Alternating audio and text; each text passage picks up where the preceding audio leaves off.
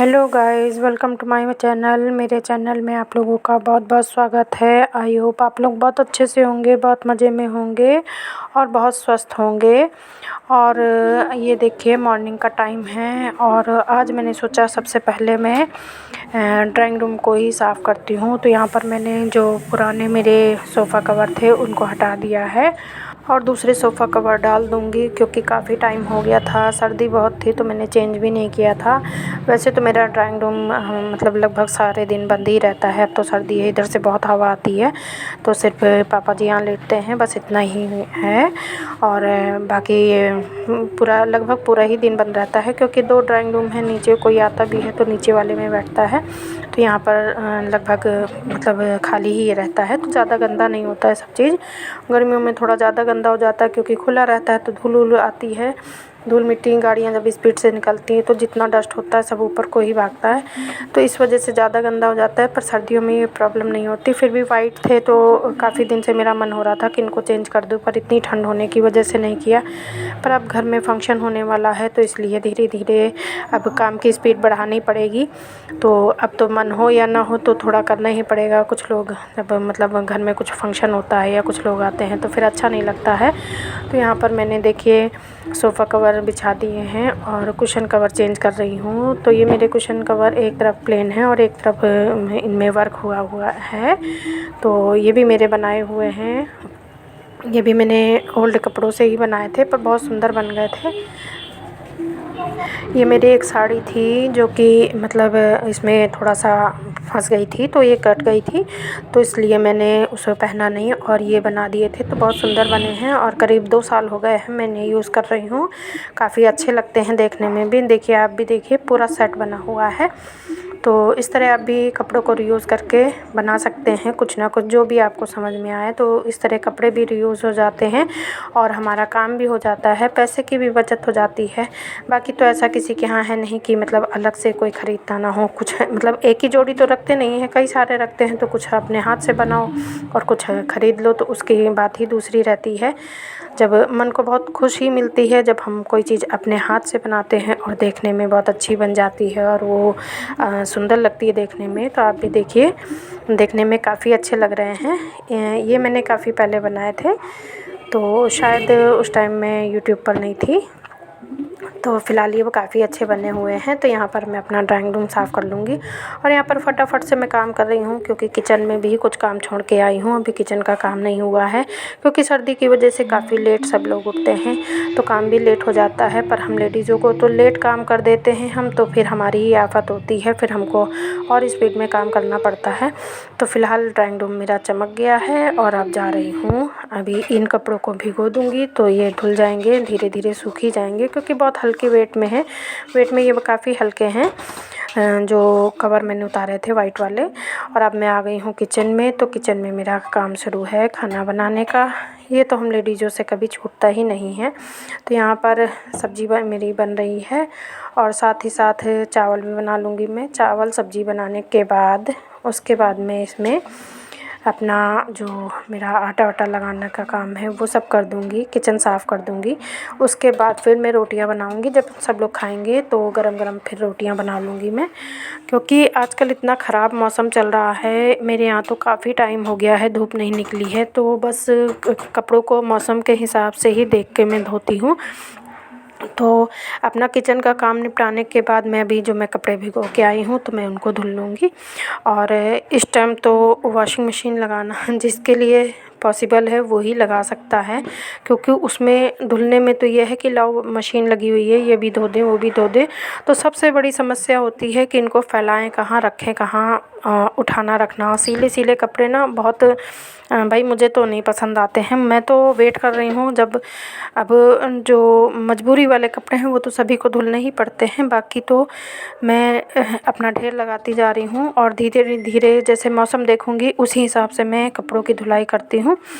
तो यहाँ पर भी मैं फ़िलहाल सब्ज़ी चावल मेरा चढ़ा हुआ है और मैं यहाँ पर आटा निकाल रही हूँ। आटा लगा के रख दूँगी और फिर इसके बाद जितना भी काम है सब फिनिश करके किचन विचन साफ़ कर दूँगी। उसके बाद क्या होता है ना कि जैसे आटा लगा है, सब्ज़ी चावल हमारा बना है, तो जो लोग जैसे खाना मांगेंगे वैसे ही, क्योंकि इस टाइम छुट्टियाँ भी चल रही हैं तो जैसे जो कोई खाना मांगेगा वैसे हम देते जाएंगे। तो यहाँ पर फ़िलहाल तो मेरा अभी किचन का काम हो रहा है। और देखिए सब्ज़ी चावल बनने के बाद साथ ही साथ हम बेटे को ब्रेकफास्ट में दलिया चाहिए, तो वो भी बन रहा है मेरा। एक गैस खाली होती है तो मैं दूसरा मतलब कुछ ना कुछ चढ़ा देती हूँ। जब किचन में आएँ तो लगातार एक के बाद एक काम करते रहें, तो उसमें क्या होता है ना, जल्दी काम हमारा बहुत जल्दी हो जाता है। और मेरी तो आदत है जब मैं किचन में आती हूँ तो दोनों तीनों तरफ काम फैलाए रहती हूँ कि मतलब अगर दोनों गैस बुक हैं तब तक तीसरे की तैयारी कर लेती हूँ, गैस ना बंद करनी पड़े। एक चीज़ हटाओ और दूसरी चीज़ चढ़ा दो, तो उसमें टाइम की भी बचत होती है और काम भी फटाफट से हो जाता है। और यहाँ पर देखें देवरानी भी आ गई है तो उससे भी बात करती जा रही हूँ। और देखिए सब्ज़ी मेरी बन गई है। और यहाँ देखिए आलू मटर की सब्ज़ी बना रही हूँ मैं, तो आप लोग भी आ जाइए लंच में खाना खाने के लिए। मेरी सब्ज़ी बन रही है, बाकी सब काम हो चुका है और बस साफ़ सफाई कंप्लीट हो गई है, बस सब्ज़ी बन रही है। बस ये सब्ज़ी बन जाए इसके बाद रोटियाँ सेक दूँगी। चावल ऑलरेडी बना हुआ है, बस हो जाएगा सारा काम। और यहाँ पर किचन का सारा काम करने के बाद अब हो रही है किचन की क्लीनिंग। तो यहाँ पर मतलब मेरी तो वैसे भी डेली की आदत है कि जब मैं खाना वाना बना लेती हूँ उसके बाद पूरा किचन टाइल्स के साथ ही साफ़ करती हूँ। इसको डीप क्लीनिंग नहीं कह सकते हैं क्योंकि ये डेली का रूटीन है और इतना ज़्यादा मतलब नॉर्मल पानी से ही मैं इसको साफ़ करती हूँ। और 1 वीक में या मतलब 10 डेज़ में ऐसे ही मतलब एक साबुन लगा के और जो अच्छे से क्लीनिंग करते हैं तो वो चीज़ में मतलब ये मान के चलिए कि 1 हफ़्ते में मैं कर ही देती हूँ।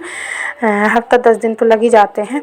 बाकी अगर हम डेली नॉर्मली जैसे किचन गैस साफ़ करते हैं वैसे टाइल्सों में भी हाथ लगाते चलें तो टाइल्स उतनी गंदी नहीं होती हैं बहुत ज़्यादा।